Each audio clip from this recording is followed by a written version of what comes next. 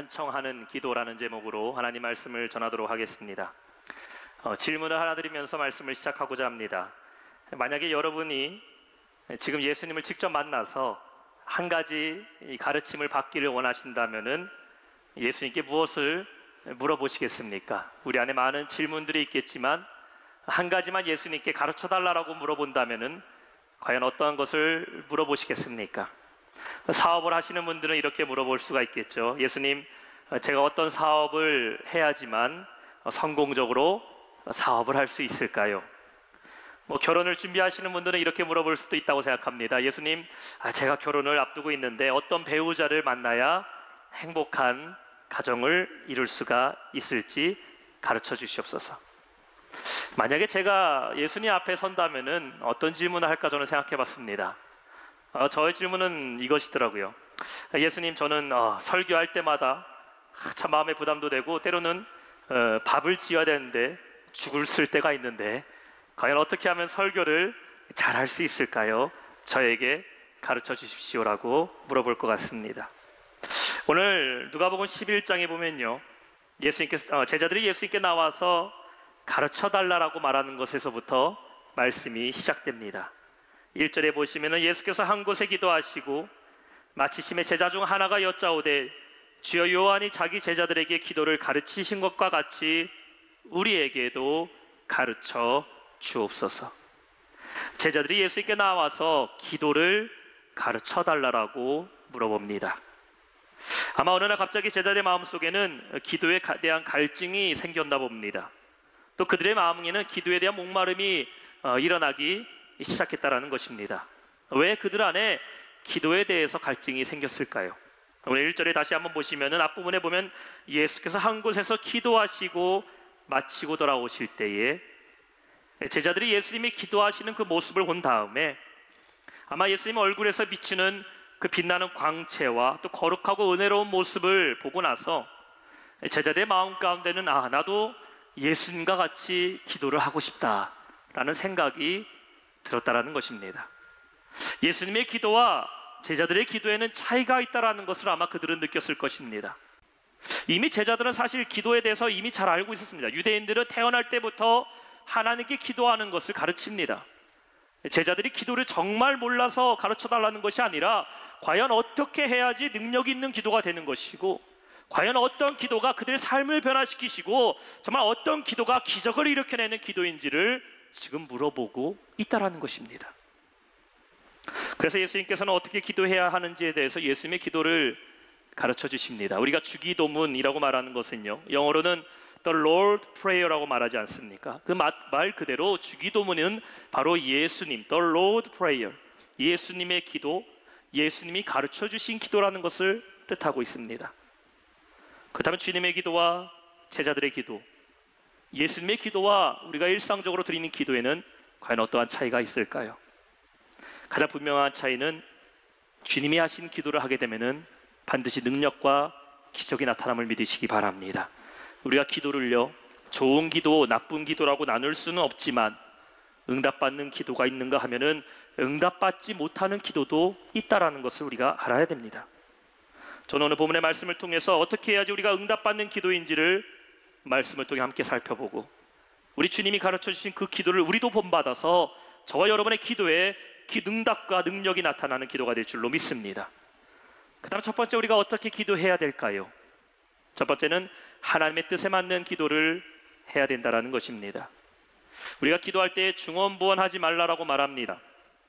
이 말은요, 중언부언이란 말이 똑같은 말을 반복하는 것이 뜻이 아닙니다. 중언부언이란 말은요, 내 마음도 없고 뜻도 없이 형식적으로 되풀이되는 기도를 중언부언하는 기도라고 말합니다. 근데 예수님이 하신 기도에는요, 분명한 목적과 뜻이 있는 기도를 하셨다라는 것을 우리는 보게 됩니다.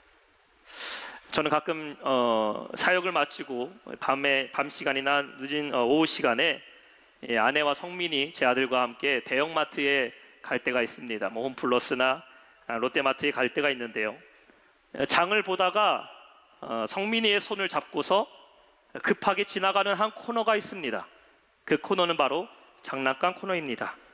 왜냐하면은 일단 이 장난감 코너에 들어가게 되면요, 뭔가를 사주지가 않으면 나올 수가 없는 블랙홀카 같은 그런 코너입니다.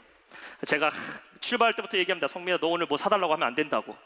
다시는 안 사준다고 하지만 결국 가게 되면 작은 거 하나라도 뭔가 성취하고 돌아올 수밖에 없는, 그래서 항상 그것을 빨리 지나갈 때가 있습니다. 근데 아이가 성장하면서요, 달라지는 게 있더라고요. 그게 뭐냐면요, 예전에는 뭘 사달라고 갖고 올 때는요, 그냥 가격도 보지 않고 자기가 갖고 싶은 거를, 자기가 눈에 봤을 때에 얻고 싶은 거를 그냥 가지고 들고 왔습니다. 어쩔 때는 자기 키의 한 반 정도 되는요, 큰 장난감을 갖고 와서 가격도 보지 않은 채, 여러분 큰 건 어떻습니까? 비쌉니다. 큰 장난감 갖고 와서 아빠한테 무조건 들밀면서 이거 사달라고 합니다. 그러면 제가, 야, 이 개념 없는 아들아, 그걸 어떻게 사줄 수 있겠냐고 얘기하면서 못 사줄 때가 많이 있었는데요, 이제 아이가 좀 크게 되니까요, 어떻게 됐냐면요, 뭘 사달라고 하기 전에 제 눈치를 먼저 살피기 시작한다라는 것입니다. 그리고 적당한 크기의 물건을 갖고 와서 저에게 말합니다. 아빠도 이거 좋아하잖아. 아빠, 그리고 제일 중요하고 얘기하는 게 있어요. 아빠 이거 세일해.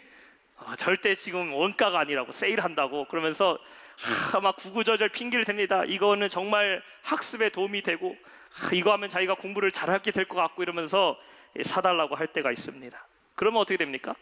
제가 보기에도 그럴듯하니까 사주게 된다는 것이죠. 무엇을 달라고 할 때에 이게 아빠가 기뻐할 것인가를 알고서 달라고 하는 것이 성숙한 아이들의 모습입니다. 우리가 처음 예수 믿게 되면요, 처음에는 이것저것 달라고 닥치는 대로 우리가 기도하기 시작합니다. 작은 문제를 위해 기도할 때도 있고요, 큰 문제를 위해서 기도할 때도 있고, 말이 되는 문제를 위해서 기도할 때도 있지만 말이 안 되는 것도 하나님께 구하면서 여러 가지로 기도하게 됩니다. 물론 여러분, 기도로 시작하는 것이 매우 중요합니다. 우리는 언제든지 어떤 일이든지 기도하고 구해야 됩니다. 사실 진짜 문제는요, 기도하지 않는 것에서부터 문제가 생각되죠. 근데 우리가 기도 생활을 한 지 수년, 수십 년이 지났는데도 여전히 우리가 어린아이와 같은 기도를 하면 안 된다는 것입니다. 우리의 기도는요, 성숙해야 됩니다. 기도가 성숙하다는 것은 무엇을 뜻합니까? 내가 무엇을 기도해야 할 것인가? 어떤 기도가 하나님 마음을 기쁘시게 하는 기도인가? 어떠한 기도가 내가 하나님 앞에 기도할 때에 타당하고 하나님의 뜻에 맞는 기도인가를 구하는 기도, 하나님 마음을 파악하면서 구하는 기도가 성숙한 자의 기도라는 것입니다. 따라서 우리 기도의 첫 번째 구체적인 기도, 즉 하나님의 뜻을 아는 기도를 해야 된다는 것이에요. 여러분, 기도는 내 뜻을 구하는 게 아닙니다. 예수님의 기도는요, 하나님, 당신의 뜻이 무엇이고 당신의 의가 무엇이고 당신의 나라가 무엇인지 내가 구하기를 원합니다라는 기도입니다. 우리가 보통 기도한다 하면요, 자신의 소원 성취만을 생각합니다. 우리가 드라마나 사극을 보게 될 때에 옛날에 이 어머니들이요, 밝은 달 아래 그냥 뭡니까, 하얀색 대접에 정화수를 떠놓고 새벽에 자식을 위해서, 가정을 위해서 그냥 달에게 비나이다 비면서 자신만의 소원 성취를 위해 하는 기도가요, 우리의 기도가 아니라는 것입니다. 기도는 나의 뜻이 아니라 주님의 뜻과 주님의 영광과 주님의 나라를 구하는 것이 기도라는 것입니다. 지금 그걸 예수님께서는 가르쳐주고 계신다는 것이에요. 물론 우리 기도 제목이요, 저와 여러분의 소원과 바라는 것들을 위해서 우리가 기도할 때가 많이 있지 않습니까? 그런데 기도의 더 중요한 핵심과 내용은 무엇이 되어야 하냐? 바로 하나님의 뜻을 구하는 기도가 되어야 될 줄로 믿습니다. 그래서 우리는 기도할 때에 하나님의 뜻을 살피는 기도를 해야 된다는 것이에요. 그렇다면 우리는 어떻게 하나님의 뜻을 살필 수가 있을까요? 우리는 먼저 성경을 통해서 하나님 아버지의 뜻을 우리는 깨달을 수가 있습니다. 말씀을 읽게 되고요, 말씀을 보게 되고 말씀을 듣다 보면요, 하나님께서 나에게 뜻하시는 것이 무엇이고 하나님 마음이 무엇인지를 우리가 깨달을 수 있게 된다는 것이에요. 따라서 기도만큼이나 중요한 것은요, 우리가 말씀을 가까이 해야 됨을 여러분 기억하시기를 바랍니다. 어떤 분들은 말씀은 열심히 보지만 또 기도하기를 게을러 하는 분들도 있어요. 근데 이 두 가지는 같이 이루어져야 된다는 것입니다. 기도만 열심히 하고 말씀을 등한시하는 것도 잘못된 것이고, 나는 말씀을 열심히 보지만, 말씀은 뭐 하루에 몇십 장씩 보지만 정작 기도 시간은 하루에 1, 2분도 안 된다면요, 사실 그 신앙의 올바른 조화가 이루어질 수 없다는 것입니다. 말씀도 열심히 보고 기도도 열심히 할 때에 반드시 우리는 기도 가운데 하나님의 뜻을 보게 되고 하나님의 역사를 이루는 기도가 될 줄로 믿습니다. 로마서 10장 17절에 말씀하고 있지 않습니까? 그러므로 믿음은 들음에서 나고 들음은 그리스도의 말씀으로 말미암았느니라고 말씀하고 있어요. 말씀을 읽고 내가 들음으로 말미암아 우리는 하나님의 뜻도 분별할 수 있고 오늘날 나에게 필요한 기도의 제목이 무엇인지, 하나님께서는 내가 어떻게 하기를 원하시는지를 우리가 믿음으로 기도할 수 있습니다. 또한 말씀을 읽고 기도한 다음에 두 번째는 우리는 무엇을 하면서 하나님의 뜻을 구할 수가 있을까요? 성령의 충만함을 의지하며 기도할 때에, 성령의 충만을 사모하며 기도할 때에 우리는 하나님의 뜻을 분별할 수 있게 된다는 것이에요. 우리 한번 볼까요? 로마서 8장 26절에 말씀하고 있습니다. 우리 한번 한 목소리 읽어봅시다. 시작. 이와 같이 성령도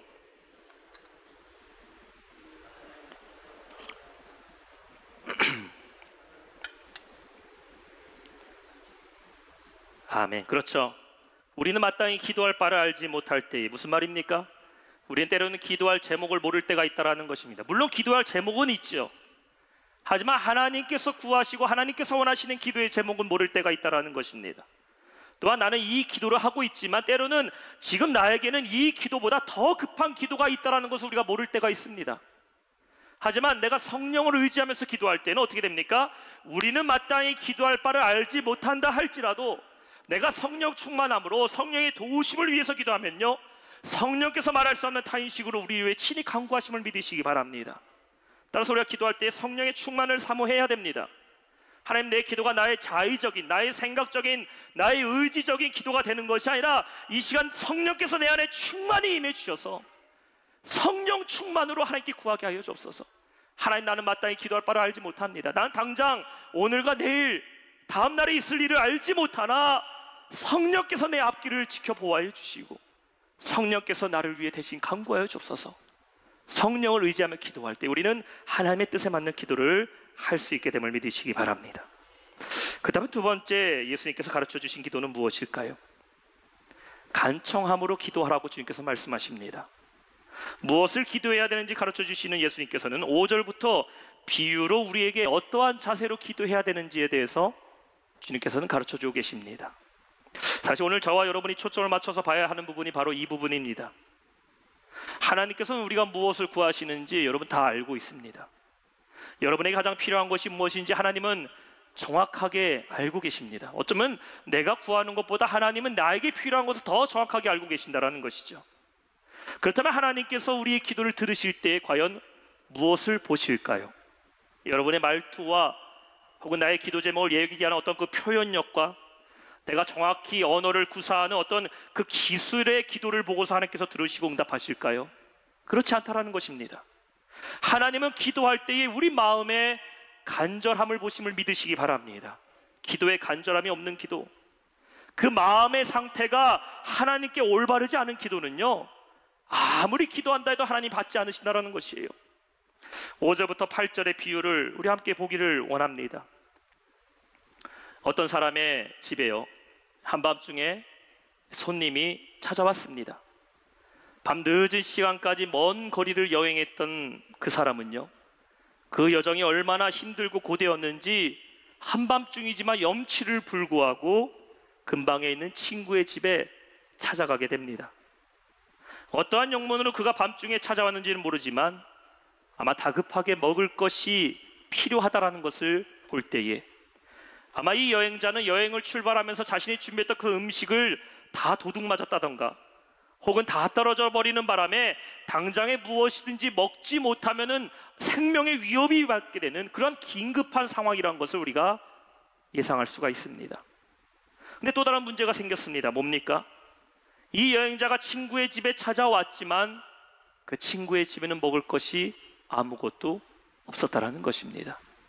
부유한 사람의 집이면은 먹을 것이 남겨뒀겠지만 당시 대부분의 이스라엘 사람들은요, 무슨 음식을 저장하고 보유하면서 먹는 그런 생활을 살지 않고 그날 먹을 빵을 만들어서 그날 다 취한 다음에 다음날 새로운 음식을 만들었기 때문에 대부분의 이스라엘들의 가정들에는요, 저녁 식사를 하고 난 뒤에는 먹을 음식이 없었습니다. 근데 여행자 친구가 자신 집에 찾아왔는데 당장에 먹을 것이 급한데 대접할 수 있는 것이 아무것도 없게 된 것입니다. 그렇다고 냉정하게 먼 길을 찾아온 그 친구에게 우리 집에 먹을 것이 없으니까 그냥 가라고 할 수 있는 상황도 아닙니다. 왜냐하면 그냥 그를 돌려보내면요, 당장에 먹을 것을 먹지 못하는 그 친구는 죽을 수도 있습니다. 더욱이 당시 중동 사람들의 모습은요, 내 집에 찾아온 손님은 천사로 여겼습니다. 아브라함이 자신의 집에 찾아왔던 나그네를 대접했을 때에 그들이 결국 천사인 것을 깨달았던 것처럼 중동 지방의 사람들은 우리 집에 밤이건 낮이건 누군가 찾아오면 극진히 대접하는 것이 의미 없고 그들의 사명이었습니다. 따라서 그 친구를 그냥 돌려보낼 수 있는 상황도 아니었다라는 것입니다. 그래서 이 집주인은 주변에 있는 다른 사람 집에 찾아가서 음식을 구하기 시작합니다. 아마 누군가의 집을 떠올랐을 것입니다. 나보다 좀 더 잘 살고 있는 그 사람의 집에는 분명히 먹을 것이 있다라는 생각을 했었을 것입니다. 그래서 그 친구의 집에 찾아가게 됩니다. 문을 두드립니다. 친구여, 나에게 떡 3덩이만 구워주시오. 내 친구가 여행하던 중에 나를 찾아왔는데 당장에 먹을 것을 주지 못하면 생명이 위협하니 나에게 떡 좀 구워주시오라고 말합니다. 바깥에서 외치는 소리가 들렸지만 집 안에서는 아무런 소리도 들리지 않습니다. 이미 밤이 늦은 시간이고 아이들과 가족들은 모두 다 잠들어 있었습니다. 그래서 이 집주인은 아마도 몇 번이고 외면했을 것입니다. 계속해서 밖에서 문을 두드리며 이 사람이 말칩니다. 친구여, 나 좀 도와주시오. 내 친구가 죽게 되었으니 떡 좀 구워주시오. 계속해서 문을 두드리며 괴롭히는 그 사람을 귀찮아하면서 결국 집주인은 문을 열어줍니다. 그리고 내키지는 않지만 요청을 들어주지 않으면은 밤새도록 나를 괴롭힐 것 같기 때문에 그에게 떡을 내어줍니다. 이 예화를 통해서 우리가 살펴볼 수 있는 것이 있습니다. 여러분, 기도는 무엇일까요? 기도는 우리의 문제를 주님께 맡기는 것입니다. 예화 내용 한번 잘 생각해 보시기 바랍니다. 맨 처음에 먹을 것이 필요한 문제는요, 누구의 문제였습니까? 여행자의 문제였습니다. 여행자가 먹을 것이 필요했습니다. 근데 그 여행자가 친구의 집에 찾아가는 순간 이 문제는 누구의 문제가 됩니까? 그 친구의 문제가 됩니다. 하지만 친구는 먹을 것이 없자 이제 그 문제를 가지고 누구를 찾아가게 됩니까? 이웃에 살고 있는 또 다른 벗에게 찾아가서 음식을 구하게 됩니다. 누구의 문제가 됩니까? 3번째, 떡을 갖고 있는 사람의 문제가 되었고 그 문제를 떡을 갖고 있는 사람이 해결해 주는 것을 우리가 보게 됩니다. 여러분, 우리의 삶 가운데 한밤중에 갑작스럽게 문제가 찾아올 때가 있습니다. 갑작스럽게 생기는 우리 가운데 기도의 제목들이 있다는 것입니다. 갑자기 건강에 문제가 생길 때가 있고 인생의 한밤중과 같이 예상하지 못한 시간에 자녀의 문제가 생길 때가 있습니다. 나의 가정에 문제가 생길 때가 있고 사업장과 직장에 문제가 찾아올 때가 있습니다. 때로는 사회적인 문제가 갑자기 드러날 때가 있습니다. 국가적인 문제로 인해서 우리의 기도 제목이 갑자기 생길 때가 있습니다. 근데 우리가 그 문제를 누구에게 맡겨야 됩니까? 기도는 그 문제를 하나님께 맡기는 것임을 믿으시기 바랍니다. 그래서 오늘 본문으로 돌아와서 9절과 10절에 예수님께서 이렇게 말씀하시는 것이에요. 내가 또 너에게 이르노니 구하라, 그리하면 너에게 주실 것이요, 찾으라, 그러면 찾아낼 것이요, 문을 두드리라, 그러면 너에게 열릴 것이니. 10절에 말씀합니다. 구하는 이마다 받게 되고 찾는 이는 찾아낼 거고 두드리는 이에게는 열릴 것이라는 겁니다. 이 말을 우리가 이렇게 해석해야 돼요. 한 번만을 얘기하는 것이 아닙니다. 너희는 주실 때까지 계속 구해야 된다. 찾아낼 때까지 계속해서 찾아야 된다. 이 문이 열릴 때까지 계속해서 두드려야 된다. 그럼 반드시 얻게 되리라. 반드시 찾게 되리라. 반드시 그 문제는 열리게 되리라. 간청하는 기도에 응답하신 주님이심을 믿으시기 바랍니다. 마지막 3번째, 기도는 어떻게 해야 될까요? 응답받을 것을 믿고 기도해야 됩니다. 우리는 간청하면서 지속적으로 기도해야 하는 것을 주님께 배웠어요.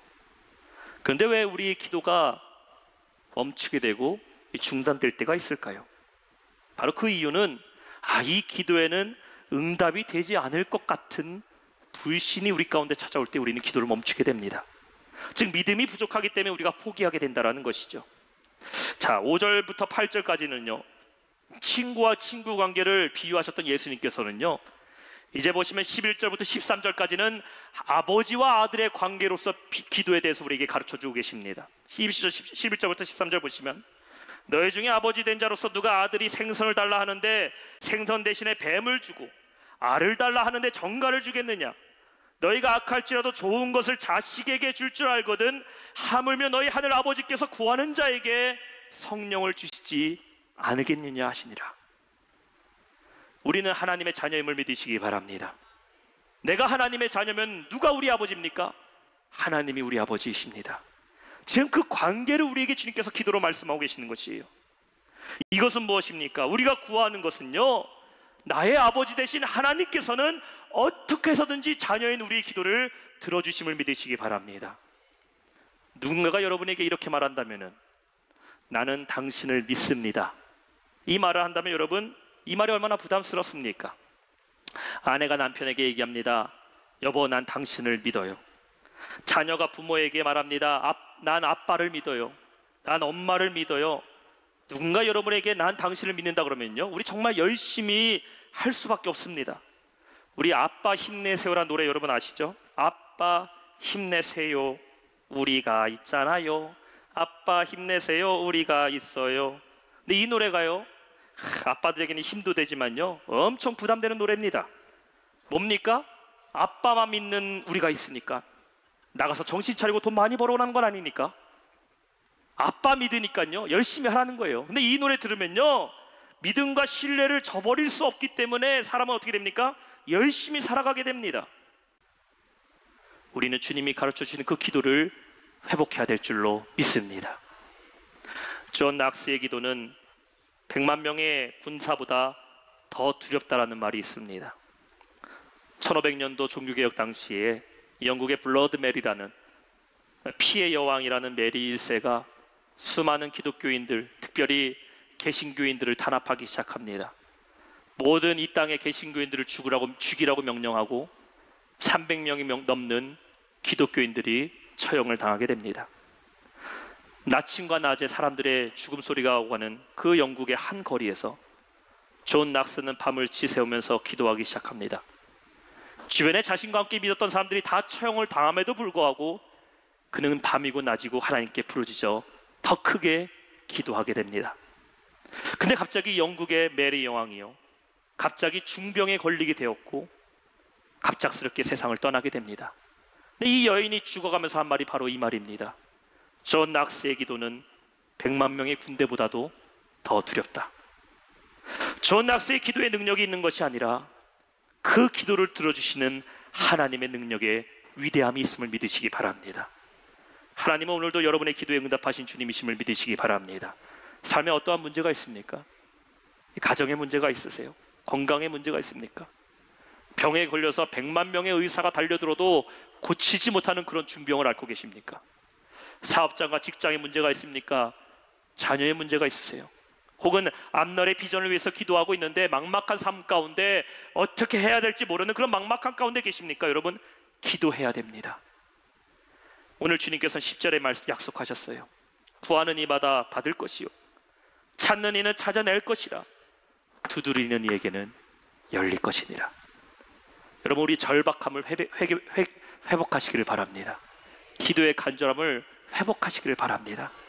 이 믿음 갖고서 간청하며 기도할 때에 하나님께서 오늘 여러분의 기도에 응답하심을 믿으시기 바랍니다.